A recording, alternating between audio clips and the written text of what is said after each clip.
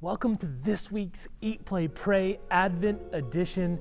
It's my favorite time of year, so stay tuned to find out the name of God that we're going to be studying today.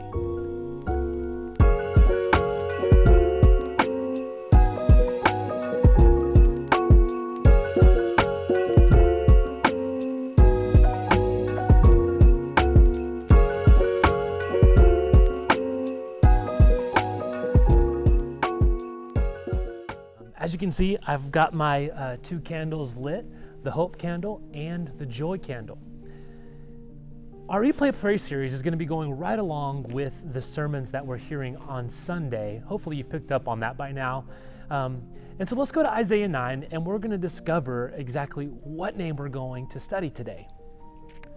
Isaiah 9 verse 6, it says, "For unto us a child is born, a son is given, and the government shall be on his shoulders, and his name shall be called Wonderful Counselor." That's a great name. And it means a lot for the people of Israel back then, and it's a big deal for you today. I'm going to try to unpack why. Wonderful Counselor. We hear the word wonderful, and it's in a lot of Christmas songs, walking in a winter wonderland. We think about just kind of being wowed by beauty. Wonderful, wonderful. It's awesome. It's great. It's wonderful. But the word wonderful in the original text would have really meant so wonderful that it is beyond our understanding, so wonderful that it is beyond our comprehension. That's the wonderful part of Wonderful Counselor. Now you think about counselor. Counselor. What is counsel? Sometimes we think of counsel, we think of sitting around with our family and talking about a problem in the family or a situation with your brother or sister, and they give you counsel. Pretty cool. Maybe we go to a counselor who helps us with maybe a very specific issue that we're facing. But really, none of those ideas hit exactly what Wonderful Counselor is meaning in this text. The word counselor means, in the original text, it meant that one who is advising from a position of authority. So, let's put it together.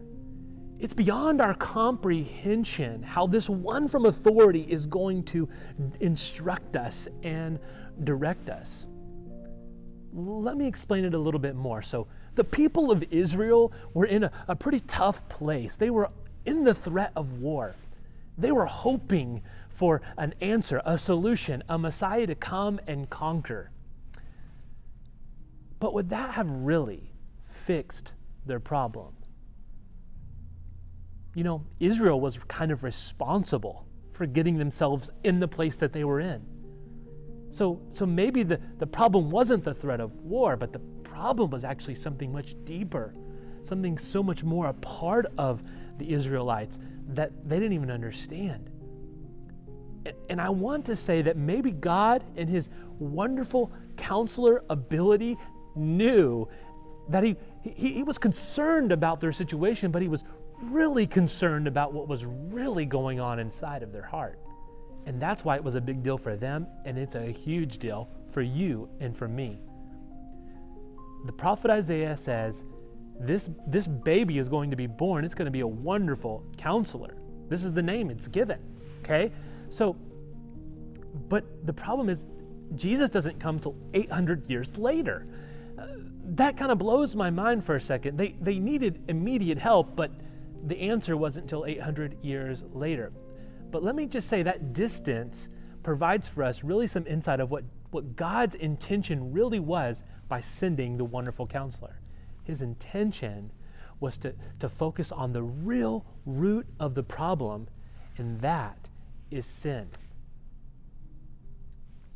God is concerned about our world and our current circumstances, and we have a lot of crazy things happening in our world, especially in 2020.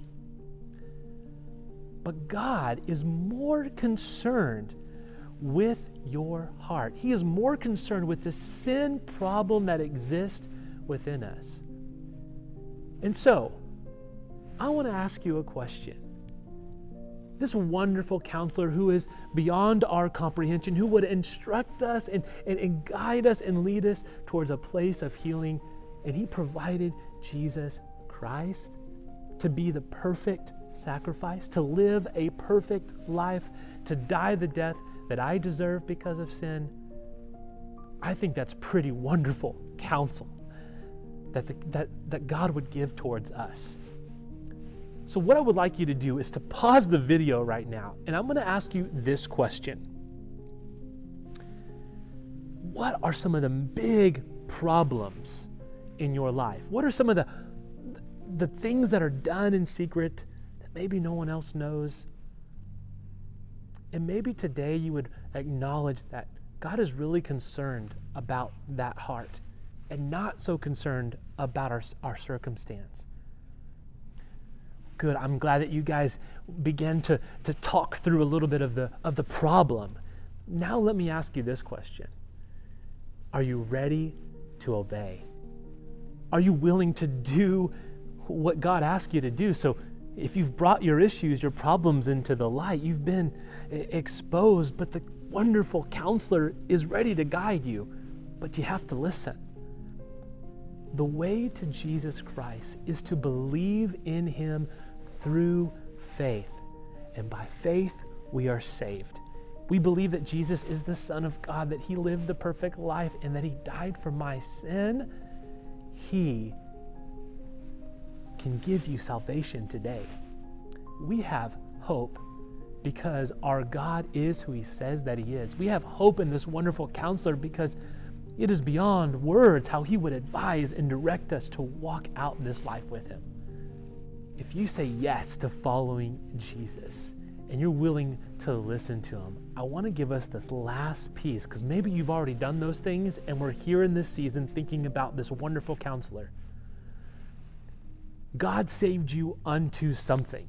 He saved you unto his plans and purposes for his good works. He has set you aside for those things. And so where he's planted you in your neighborhood, in your friend circles, your job circles, all of those places, your spheres of relationship, God has placed you there to bring this message of a wonderful counselor that could love them and instruct them in the midst of their problem. Guys, I'm so thankful that you've joined me for this week of Advent studying the name Wonderful Counselor. I hope that you're as excited about the Wonderful Counselor as I am, because it is a big deal. Remember, it was a big deal for Israel, but it's a big deal, a huge deal for you and me today. Merry Christmas, everybody. We'll see you next week.